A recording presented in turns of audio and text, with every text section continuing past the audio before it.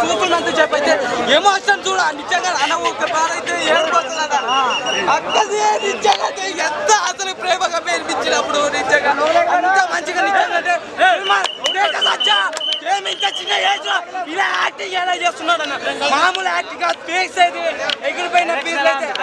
direction screen play story మాత్రం performance మాత్రం మస్తుగుంది part 2 కూడా ఉంది జై హనుమాన్ 2025 లో అయితే ఉంది సినిమా బ్యాక్గ్రౌండ్ మ్యూజిక్ కూడా ఆ విశ్వాస్ అయితే ఎక్కడ ఫస్ట్ హాఫ్ అయితే వన్ అమ్మ మెంటల్ ఎక్కువైంది నిజం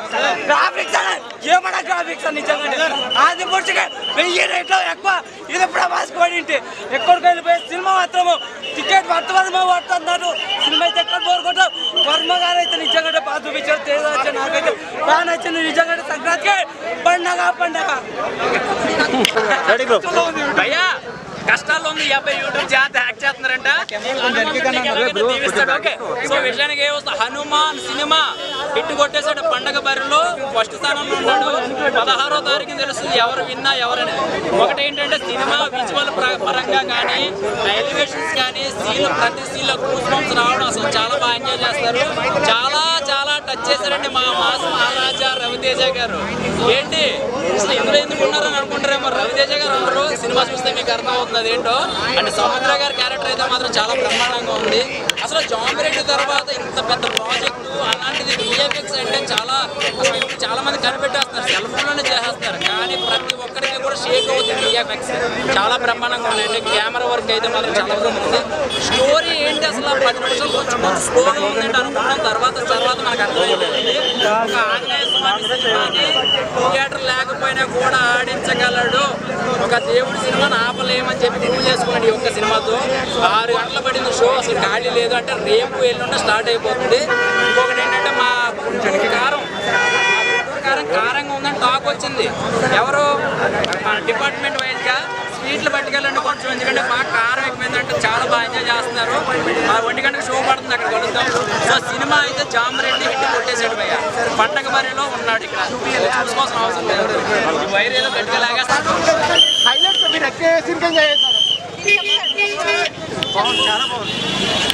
హైలైట్ సినిమాలో హీరో యాక్టింగ్ అను వరలక్ష్మి శరత్ కుమార్ యాక్టింగ్ అంటే కొంతమంది ఆది పురుషులంతా చాలా బెటర్ అంటున్నారు అంత కొద్ది ఇంకా బాగుంది అంటే యాజ్ ఏ ప్రభాస్ ఫాన్ గా నేను అలా అయితే ఏం కంపారిజన్ చేసి చెప్పలేదు ఇప్పుడు గుంటూరు కారము హనుమాన్ చెప్తే ఏది బెస్ట్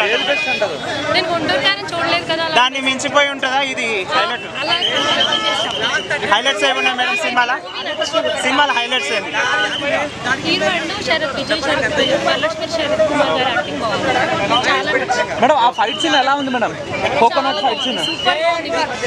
గ్రాఫిక్స్ అయితే సూపర్ గా ఉన్నాయి ఓకే అంటే మనం పెట్టిన బడ్జెట్ కు వర్త్ అంటారా సినిమా తీసుకుంటే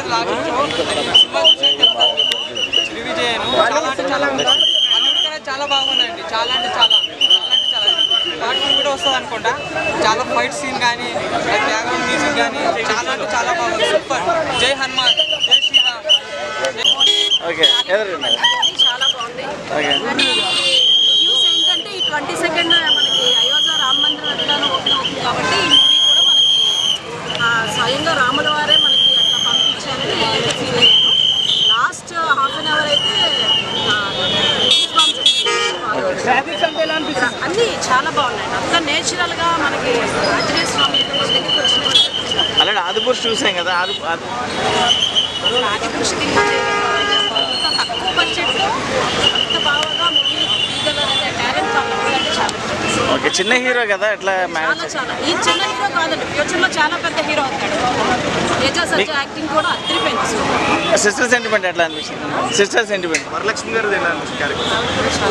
ఆవిడ లాస్ట్ అంటే లాస్ట్ చనిపోయే ముందు ఆవిడ యాక్టింగ్లో టాలెంట్ సరిపోతుంది ఓకే గెటప్ సినిమాలో ఉపయోగం ఉందా మ్యామ్ చాలా చేసాడు రాకేష్ మాస్టర్ కూడా ఉన్నట్టున్నారు ఆయన కూడా 5కి 4.5 ఇవ్వచ్చు చాలా మూవీ మంచి పోనీ సంక్రాంతికి మాత్రం ఓకే మేడం